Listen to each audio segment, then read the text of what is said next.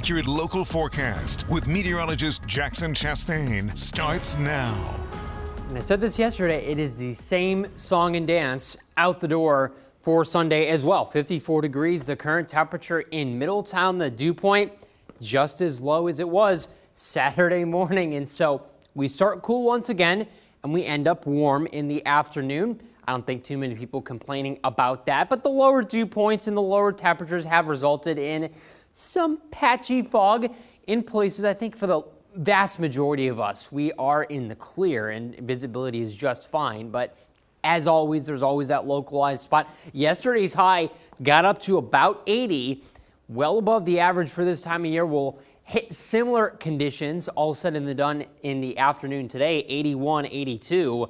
And winds remaining relatively light. That lack of mixing is part of the reason also why we've seen some of that fog. But I think for the most part, the main focus here is not just on the beautiful conditions. It should also be on what we're seeing in the very near future, because dew points do spike very briefly Tuesday into Wednesday. And then you see that precipitous drop back down into the 50s. And that is because we have a cold front that's going to be moving through. You're not going to see it early on. It's going to be Wednesday morning when that passage actually occurs, and then the full effects arrive on Thursday when we sit in the upper 60s. But associated with that front is actually going to be a brief line of showers that's going to move through basically overnight. So if you're worried about your plans, I wouldn't be, honestly, because you're going to be asleep when this all happens. So right around 10, 11 p.m., you might start to see some light showers move in, but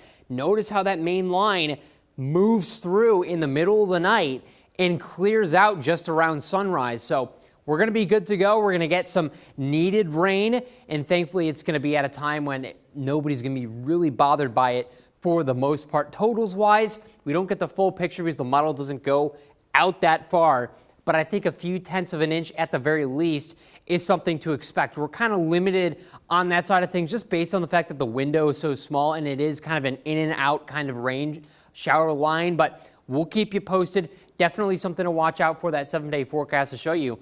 After that front clears, it's upper 60s for the highs, 40s for the lows, and then we rebound into the low 70s heading into the weekend. That's on Saturday. A lot of sunny days ahead, lots to look forward to. That's a quick look at your forecast. We have more coming up after the break.